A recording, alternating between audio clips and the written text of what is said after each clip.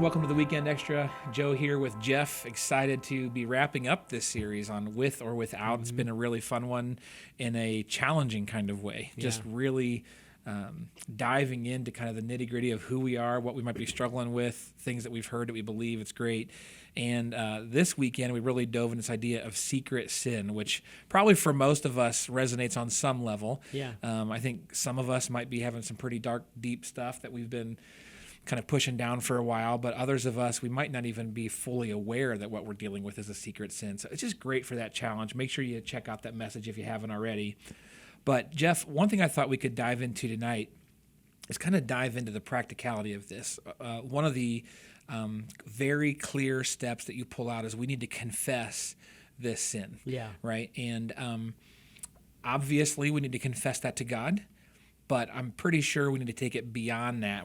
Can you help us kind of with that a little bit? Unpack what should we do when we're going to confess our secret sin? Yeah, it's confess one to another is what James says, and this is the idea that I take what I've been hiding or kept a secret, and I purposely bring it out. Right, so I find someone and confess it to them. So the question is, who is that someone, right? I mean, that's going to be the situation. And I would say it depends. So it depends on who, if I have sinned against someone, if I've sinned against God, or if I've sinned against myself. And I realize that theologically that's almost all true all the time. Yeah. But practically, let me break that up a little bit. So if I stole money from my parents, I've sinned against them, and I need to go confess that to them and pay the money back, right? Make restitution for it. And you just play that out 1,000 times. If I was unfaithful, if I told a lie, if when God's convicting you of this, you realize I did this to a person and they were kind of the object of my sin. I want to go to that person and confess my sin to them. Now, I can also sin against God. So an example of this is like tithing, right? The Bible says when I withhold my tithe, I'm robbing God. I'm sinning against God. And so that's a sin that I will confess to God, and I might bring then to a spiritual leader for accountability. I might say, hey, I want you to know that there's this issue in my life. It's been affecting me, and I want to get right. I want to start honoring God in this area. That's just an example of that. And then there's an example of I can sin against myself. A good example of this might be pornography. If you're single, so you don't have a wife or a husband involved, but this is a habit or a sin that is affecting you in many, many ways. Obviously, it dishonors God and it dishonors the person that's in the pornography, right? But there's not another relationship right there. Again, I'm going to take that and I'm going to confess that to the church, to a spiritual leader, or to a Christian friend, and that provides confession, which provides accountability and those kind of things. So it varies a little bit. I would say if you're not sure or you don't know how to turn to a pastor, a life group leader, a spiritual leader, and say, how do I did this, how do I even go about dealing with it? What am I supposed to do with it? Yeah. A question that I've been asked before too is, well, how much detail? Like with God, you can let it all out and probably should. But if I've, wronged someone, let's use your pornography example. Like, should I go, like, I visited this site and this site? And what detail do you think usually goes into that kind of situation? It depends. Like with God and yourself, I think enough detail to communicate to a spiritual leader what you've been doing, right? So if you say, if somebody came to me and said, I'm looking at pornography every night and it's ruining my life, I don't need you to explain that to me, right? Like I know what you're talking about. If you say, I had an inappropriate relationship, well, what does that mean? I don't know what you mean. So it's enough detail to convey the seriousness, the frequency of the sin, those kind of things.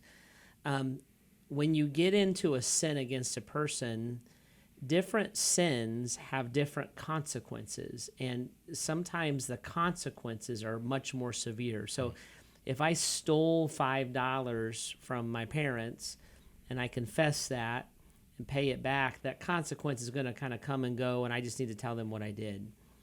If I've been living a duplicitous life and my parents think this and this, but I've been sleeping around and smoking pot, I need to get those details out because they deserve to know them because they're responsible for me, etc.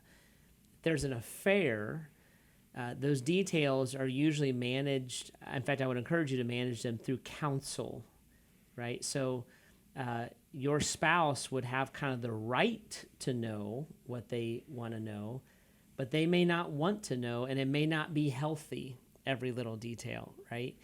So the issue is not recanting the details. This is not like I'm going to trial and that word is going to be used against me. The issue is conveying the severity and the frequency of sin. And then depending on who's involved, they have rights to know. Like your spouse has the right to know. She or he may want to or not want to. Counselor may say not now, but later on. A pastor might say that. There's a process that you want to go through. Sure. And I love this, and you mentioned in the message that this is all encapsulated. If we're confessing, it can be met with God's grace. Right. And so, this is a scary thing. It can be a scary thing to finally be willing to confess. But when you bring it to that spiritual leader, when you bring it to your pastor, it can be met with grace. And you can walk through the turmoil together in God's grace as opposed to just waiting until it all explodes. Yeah, the response to confession is forgiveness and restoration. And I think it's very important to remember forgiveness and restoration is a difficult process. It's messy. And the people who sinned aren't good at it, and the people doing the restoration aren't good at it. And a lot of emotions and a lot of conflicting feelings and a lot of mutual wounding. It all happens through that process. People expect grace, they don't give it, they demand it, on and on and on and on and on it goes. And so you need to know that. You need to know that it is a destination and a place that you can arrive, but it is difficult and it's painful. And the sin caused it. So the one who caused the sin is being gracious and patient. The one who is bearing the burden is trying to be gracious and patient. You're going to forgive each other 1,000 times through the restoration process, and you're never going to work all the details out. But you can land on the other side of loving each other, and accepting these things and trusting these things in each other. And that's a very hopeful position to be in.